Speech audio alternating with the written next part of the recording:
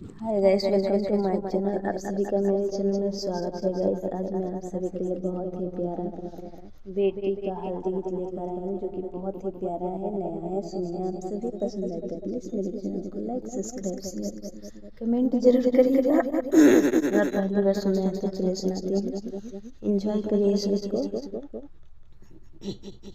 हरियर हरियर आम के पोलो पियर रदिया है, हरियर हरियर आम के पोलो पियर रदिया है।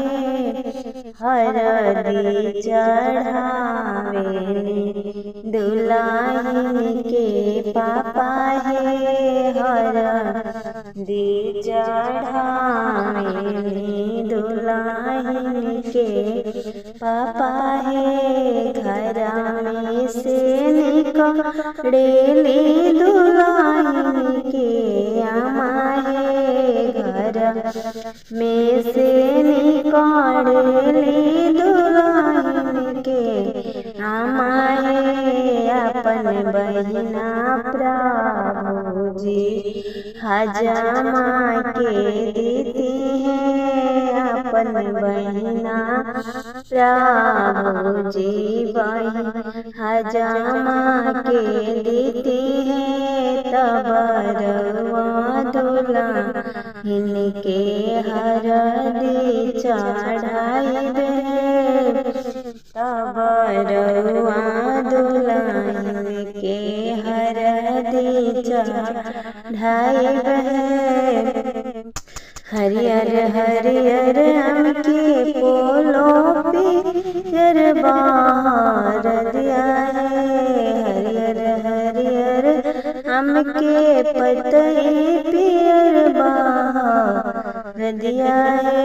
हरदी चढ़ावे हरदी चढ़ावे दुल्हन के भैया हे, हरदी चढ़ावे दुल्हन के भैया है। घर में से निकलेली दुल्हन के भाभी है, घर में से निकलेली दुल्हन के भाभी है। अपन बहिना प्रभु जी हजामा के देती है, अपन बहिनिया प्रभु जी हजामा के देती है। तब रवा दुल्हन के हरदी चढ़ाइबे, तब रवा दुल्हन के हरदी चढ़ाइबे है।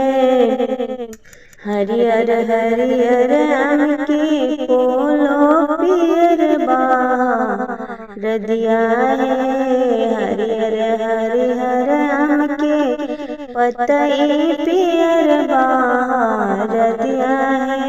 हरदी चढ़ावे दुल्हन के जीजा है, हरदी चढ़ावे दुल्हन के जीजा है। घर में से निकलेली दुल्हन के दीदी है, घर में से निकलेली दुल्हन के दीदी है। अपन बहिना प्रभु जी पंडित जी के देते हैं, अपन बहिना प्रभु जी पंडित जी के देते हैं।